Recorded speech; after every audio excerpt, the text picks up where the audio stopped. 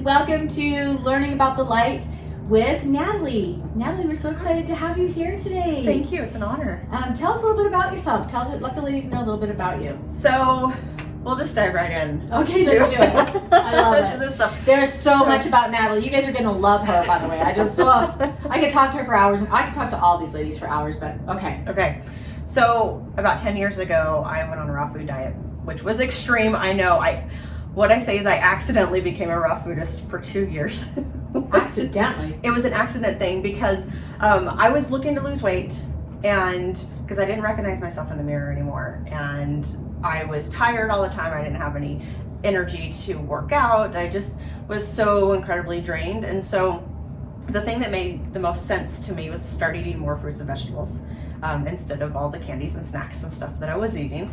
And I came across a book that was about raw food, and it had this story from this lady who used green smoothies and changed her entire family's health by doing green smoothies in the morning. And I was like, I can do that. That doesn't sound too bad because the fruit supposedly like masks the bitterness of the greens. And I was like, I think I can do this. And so I did it. Yeah. And 2 weeks into drinking green smoothies for breakfast, my taste buds changed. And all of a sudden, like the traditional chocolates, and I say traditional, like the little Hershey Kisses and stuff, didn't taste good anymore. And I was like, wait a minute. I can't imagine chocolate not tasting good anymore. I know. But. Well, no, like the higher quality chocolate still tasted good, but the lower quality cheap chocolate no longer tasted good. And I was like, okay, wait a second. This doesn't taste good. My body doesn't want it. My taste buds don't want it. This is a really weird thing. Is it really such a bad thing that I don't want chocolate? I don't think so. Like, isn't that the point? And so I just we'll just go with it. And so things like that started really happening where I started craving salads more, and I started craving healthier foods more, and which was weird, but also like really good. So I had this balance that I needed to get over with in my head of like, I actually want these healthier foods. And so I just went with it. And over the course of 3 months, I dropped 20 pounds. Wow. And by the end of that, that's amazing. Yeah. By the end of that, I was eating all raw except for dinner. And then I came across a raw food challenge that was raw all day for 5 days. And I was like, I can do that. And I woke up on the second day of that challenge, and I felt so incredible that I knew I couldn't go back, at least for a while. And I did it for 2 years. Wow. And so I accidentally became a raw foodist. I didn't mean to do it. I just wanted to get healthier, and I felt amazing doing it. So I just went with it.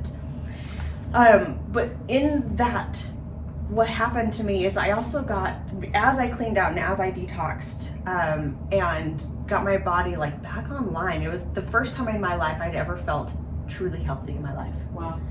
And so, but something else that also happened, I didn't really talk about this publicly. I talked a lot about the raw food, so if you've known me for a while, I talked a lot about the raw food when I first started it. Yeah. But something changed in me energetically, and all of a sudden I could feel the energy of things. And I could sense what was going on with people, and I started tuning in, and it was really weird. And I was like, it's cool and weird, and I don't know how to talk with people about it. And so I talked to some people, but people that I thought would get it still didn't get it. Yeah. And so I had to kind of keep that quiet. Well, you don't go around every day telling people, oh, hey, I see non-physical stuff. Yeah. Right? And I feel it. You can feel it, yeah. And I'm the same way. I didn't tell people for years. Yeah. This is weird, right? Yeah. So if you're like that, if you can feel the energy of things, or you can just have that sixth sense, know that you're not weird. You're welcome here, because we get it. Yeah. So this started awakening in me. Yeah. And it was part Describe of that. Well, so describe the awakening, because I think for some people they're like, ooh, I might feel that, but what does that feel like? Okay. What did that feel like for you? So raw foods, when I consume raw foods, they still have living enzymes inside of them, and I could feel them buzzing throughout my body. So it was like my cells were waking up, and my body just started coming back online and feeling alive for really the first time. And so it was like, oh, well, the living enzymes in the food help my body to feel alive. Yeah. And so, but also within that, because I was connecting with the food, and it was like this exchange, it then reached out into Mother Earth, and I could start to feel the energy of Mother Earth. And so I got into things like grounding and earthing, where you really can take in the Earth's energy and it replenishes you. And I started to understand what that meant, and the electricity of it, and the rejuvenation of it all. Yeah. And so, and this was part of this transformation. And because I was following this flow of energy, I would walk into somewhere like, say, fast food restaurant, and I could feel the suffering of other people, but I couldn't actually go up to them and say, like, I know what's wrong with you. Yeah. Hey, I know you're in line at McDonald's. Let me tell you what's wrong with you. Come outside. And so it was actually became really painful for me to even go into those kinds of places. Yeah. Because I just started picking up on everybody's suffering. Yeah. And I was like, I know how to make it better, but I couldn't just like, and you need this, and you need this, and you need this. And because then people was like, all right, you lost it. Yeah. Like, but no, really, if you would just listen. So I felt like I had to tone it down. Sure. And so that was when enoughness and whatnot, like really owning it. Really owning it. Yeah. I didn't know how to navigate through that, and it took me a long time to figure out how to navigate through that. And so, but following that, and so much of what leading with the light means to me is following the higher vibration of things, because the higher vibration of things are going to lead you to more joy. That's right. And that's what I discovered during that time of like, oh, if I go to the places that feel crappy, I'm going to feel crappy. Right. But if I go to the places where it feels good, I'm going to continue to feel good. And so that's where I started really being able to start to navigate that, and started becoming strong just in that, and knowing like I don't know what this is, but I don't want that, because I don't want to suffer. But I do anymore. want this. But I do want this. Yeah. And I think that's what Lead with the Light is doing, right? It's that higher vibration of saying, I'm going to be in control of my life and the people that I associate with, right? Yes. Yeah, and I love that. And you guys have to know that Natalie has this really uncanny ability to feel things about our ladies and about the women that come in with Lead with the Light, and it's a beautiful thing to watch.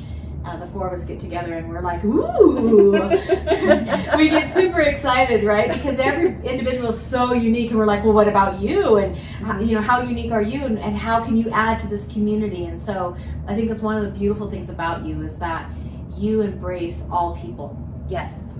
Right? Yes. And you do something called human design. Yes. I want to talk a little bit about that. It's so deep. So it is so deep. It's so deep, so we can't go too deep. But she does this thing called human design, which basically allows you to know that you're living in your truest, highest calling, right?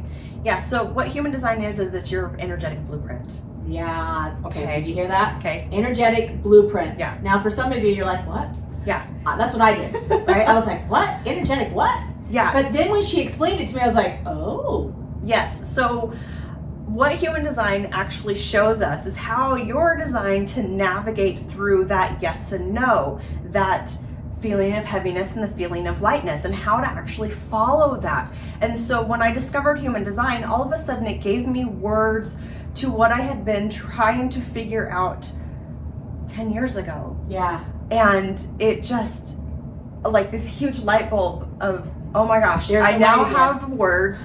It's logical, it's practical, it's a little woo-woo, but it's also like incredible. Like it's incredible, because the more that I use it on myself, and then the more that I used it on clients, the more it proved itself right to me. Yeah. And so, and I help them navigate through who they are, and leading and following their own light, and how to do that within their body, and using their body's intuition to do that, and how they're designed to hear their intuition, and how they're designed to tap in so that they can have that flow in their life. And sometimes it's radically different for people. Yeah, and you know what's amazing about that is that there's so much to that about what that is, and that is really what Lead with the Light is all about. It is about leading you to your light, and then allowing that light to shine forth and encompass everyone. We're excited to have Natalie as part of Lead with the Light. I'm excited to be Okay, here. real quick, what's your favorite ice cream? Anything chocolate, but like chocolate brownie. Okay, great. Favorite color? Purple. Purple is your favorite color. That's awesome. Thanks, Natalie, for being here.